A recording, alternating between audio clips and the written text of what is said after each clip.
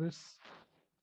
Vamos a ver en este caso, por ahora, la deducción de la ecuación de onda. ¿Sale? Vamos a partir de una cuerda de longitud L, ¿sale? Y vamos a graficar la solución de esta ecuación con también su posición, su desplazamiento, ¿no? Hay que tener algunas suposiciones a tomar en consideración. La primera consideración es que la cuerda sea completamente elástica para que no sufra una deformación permanente o una ruptura. Vamos a pensar que la cuerda tiene una densidad constante, o sea, es decir, que la cuerda es homogénea, que es unidimensional, suficientemente delgada como para considerarla unidimensional. Y vamos a tomar que los desplazamientos de U son muy pequeños en comparación a la longitud total de la cuerda. La tensión T va a ser tangente a la cuerda en todos los puntos y la magnitud de esta va a ser la misma en todos los puntos. Si la tensión, si estos desplazamientos son pequeños, entonces esta condición se va a cumplir fácil, ¿no? Y la tensión va a ser mucho más grande que la fuerza de gravedad para poder despreciar así dicha fuerza de gravedad, ¿no? Y no hay fuerza externa. O sea, básicamente aquí en el penúltimo punto no estamos considerando que la cuerda tenga una masa, no existe su masa, sino estamos considerando que tenga una masa bastante pequeña, ¿sale? Y pues otro caso es que no hay fuerzas externas dentro de este sistema. Muy bien, entonces este es un sistema mecánico, entonces como es un sistema mecánico vamos a poder nosotros hablar de la segunda ley de Newton.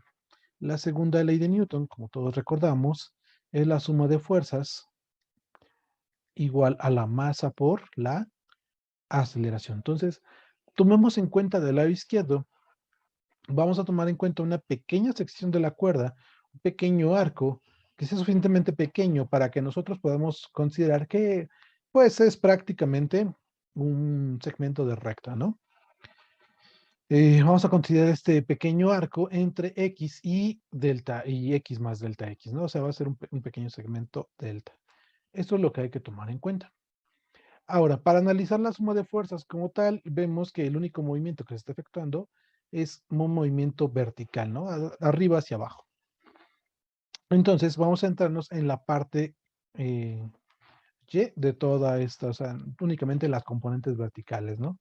La aceleración también podremos decir que es en Y, pero pues simplemente por decirlo, ¿no?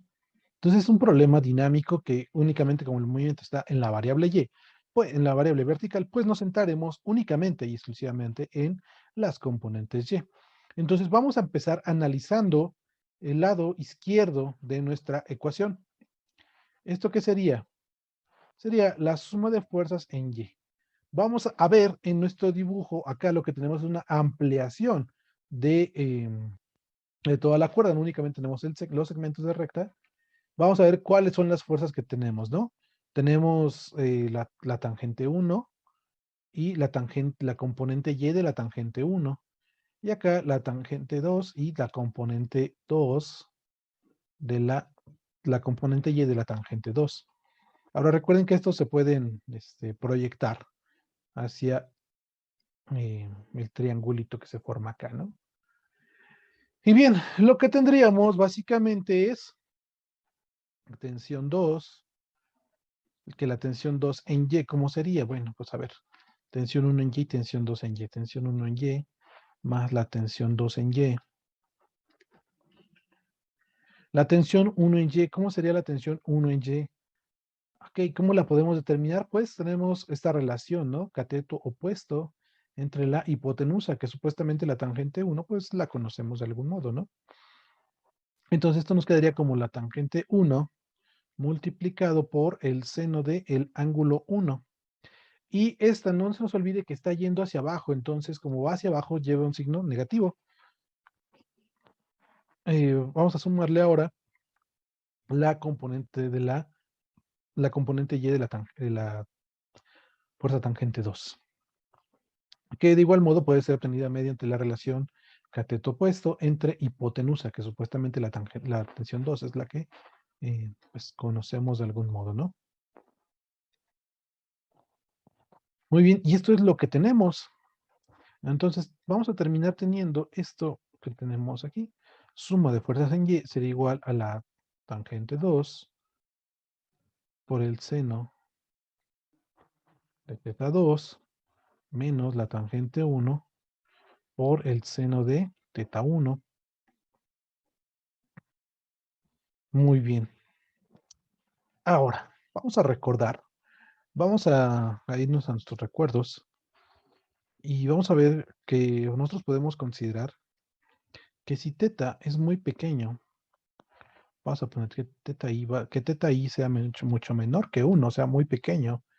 Esto implicaría dos cosas. Implica que el seno de teta i es aproximadamente teta i e implica que el coseno de teta i es aproximadamente 1. Esto por el desarrollo en serie de potencias en sus series de Maclaurin. Recordemos que son series de Maclaurin. No son más que desarrollo en serie de potencias de Taylor, pero en torno al punto cero. Si queremos verlo de un modo explícito, pues podemos poner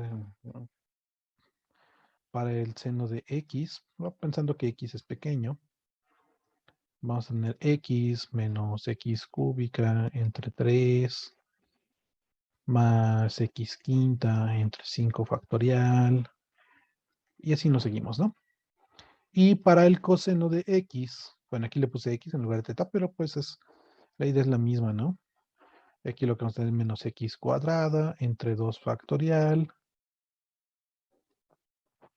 más x, no, aquí es x quick, más x cuarta entre 4 factorial, y así nos seguimos, ¿no? Entonces, cuando nosotros hacemos que x, en este caso, sea muy pequeña, cuando elevamos al cubo, pues esto ahora prácticamente va a tender a cero, vamos a poder despreciarlo. Cuando tienda a potencias mayores que 3, pues van a ser obviamente mucho más chiquitas. También la potencia 2 podemos considerarla que es suficientemente pequeña para despreciarla, y así lo que nos va a quedar es únicamente que seno de x y coseno de x es prácticamente pues esta parte de aquí nada más, ¿no? Bien, pues eso es lo que vamos a usar. Por otra parte, recordando otra cosa, vamos a recordar que la magnitud de la tensión en la cuerda es la misma en todos los puntos, ¿sale? Entonces tenemos que las tensiones 1 y 2 son prácticamente iguales, con lo cual, ¿cómo va a afectar eso a nuestra formulación? Bien, vamos a poder expresarla de un modo particular, ¿sale? Pero ese modo particular vamos a llegar ahorita, vamos a ver. Si para ángulos pequeños, lo siguiente que vamos a considerar, estas consideraciones van a ser, digamos que son aparte, ¿no? Digamos, esta es la consideración 2 y esta otra consideración fue la consideración 1. Entonces, todavía no aplicamos estas consideraciones, vamos a ver nuestro sistema, suma de fuerza en Y. Si tomamos la consideración 1 en este punto, nosotros podremos obtener que la tensión 1 por seno de teta 1, perdón, sería tensión 2, seno de teta 2 menos tensión 1, seno de teta 1. Cuando nosotros aplicamos la consideración para ángulos pequeños, podemos cambiar esta fácilmente por la tangente de teta 2, por la tangente de teta 1. ¿Por qué? Por lo que puse acá, ¿no? Seno de teta 1 para ángulos pequeños es teta i y coseno de teta i es 1. Entonces, básicamente la tangente para ángulos pequeños quedaría como, o sea, la tangente para ángulos normales es seno de teta entre coseno de teta. Pero si hacemos la aproximación para pequeños, pues esto podemos dejarlo como teta entre 1. ¿Sale? Esto es básicamente la consideración que se está haciendo para ángulos pequeños. Y ahora sí, aplicando la consideración número 2, tenemos que la suma de fuerzas en Y es igual a la tensión de la tangente 2 menos la tensión por la tangente del ángulo 1. Entonces, esto pues es otra de esas, de esas cosas que pues son bastante importantes para este problema. ¿Por qué? ¿Qué es la tangente? La tangente como tal ya sería la derivada de no, lo que estamos planteando, ¿no? Si en este caso nos regresamos a analizar la función u de x, ¿qué vamos a tener? Vamos a tener lo siguiente. Para la tangente de teta 2, vamos a ver cómo está esto. Teta 2 ya es un incremento en la función u. O sea, tendremos que ser t multiplicado. A ver, vamos a ponerlo aparte, ¿no? Por acá. Vamos a ponerlo por acá que la tangente de teta 2 sería igual a u en x, bueno, la derivada parcial de la función u con respecto a x, en los puntos del dominio donde está x más delta x. ¿Sale? Recuerden que la tangente ya como tal, per se, pensamos que es la derivada. Entonces, así lo vemos. Y la tangente de teta 1, pues básicamente es la derivada, pero evaluado en simplemente x, ¿no? Entonces, teniendo esto en mente, aquí hay que verlo nada, visualizarlo como funciones. ¿Qué es lo siguiente que tenemos? Tenemos que la suma de fuerzas en Y es igual a la tensión por la derivada con respecto a x de x más delta x menos la tensión por la derivada de x en el punto x. La derivada con respecto a x en el punto x. Muy bien, esto básicamente es lo que tenemos por el lado izquierdo en fuerza igual a masa por aceleración. Si nosotros ahora analizamos el lado derecho, la masa por la aceleración en y, recordemos que es la aceleración. La aceleración como tal, cuando nosotros tenemos la posición de una función, pues decimos que es la segunda derivada de la posición con respecto al tiempo. Sin embargo, nosotros en este problema no estamos pensando en nuestra solución como x, sino como u, con lo que tendríamos básicamente esto. La segunda derivada de u con respecto a t. Ahora, pues esta derivada no es total, es una derivada parcial, puesto que u es una función que depende de x y de t. ¿Sale? Entonces, pues esto como tal, pues no es completamente cierto, pero esto que tenemos acá sí lo es, porque es una derivada parcial. Bien, entonces para terminar esto, ¿qué es lo que tendríamos que tener en cuenta? Bueno, por la cantidad masa por aceleración, recordemos que la masa la podemos cambiar por una densidad, ¿sale? Y un pequeño incremento en X. Como estamos pensando que esta cosa es unidimensional, esto básicamente es el equivalente a un elemento diferencial de volumen, ¿no? Densidad por delta X. Y esto por la segunda derivada parcial con respecto al tiempo, que nosotros la ponemos normalmente como U por T por T. Perdón, UTT, que sería la segunda derivada parcial con respecto al tiempo. Primera derivada, segunda derivada con respecto al tiempo. Y bueno, esto es lo que tenemos del lado derecho. Cuando juntamos estas dos expresiones, vamos a ponerle esta expresión asterisco y esta función, esta expresión doble asterisco, igualándolas porque sabemos que son equivalentes por el problema de la segunda ley de Newton. Nosotros sabemos que la suma de fuerzas en Y es igual a la masa por la aceleración en Y. Y pues Esta suma de fuerza en Y sería la tangente por sí, la tensión por U de X en X más delta X menos U de X, y esto igual a la densidad por delta X por U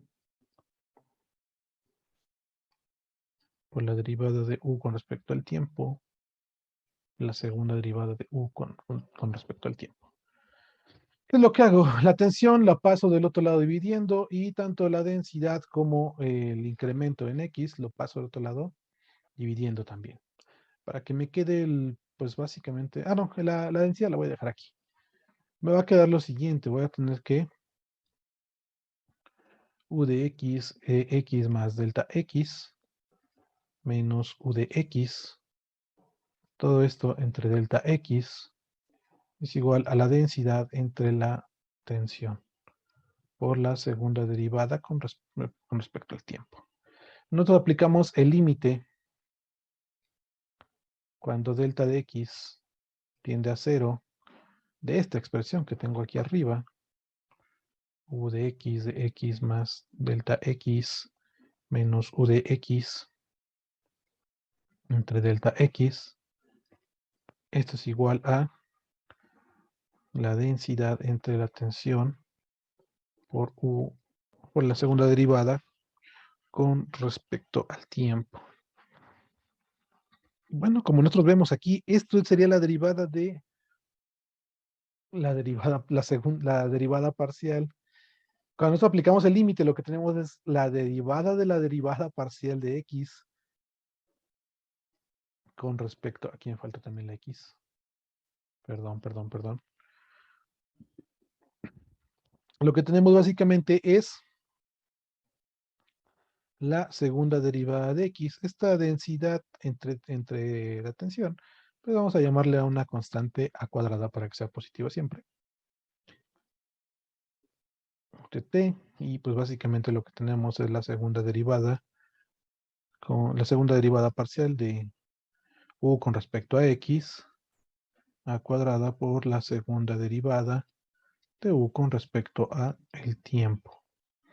Y esta básicamente pues es la función que nosotros estábamos buscando, la ecuación de onda. Entonces esto básicamente es el resultado de la deducción a partir de un problema mecánico. ¿Sale? Entonces espero les sirva, les ayude mucho, y pues nada, nos vemos en otro video. Hasta luego.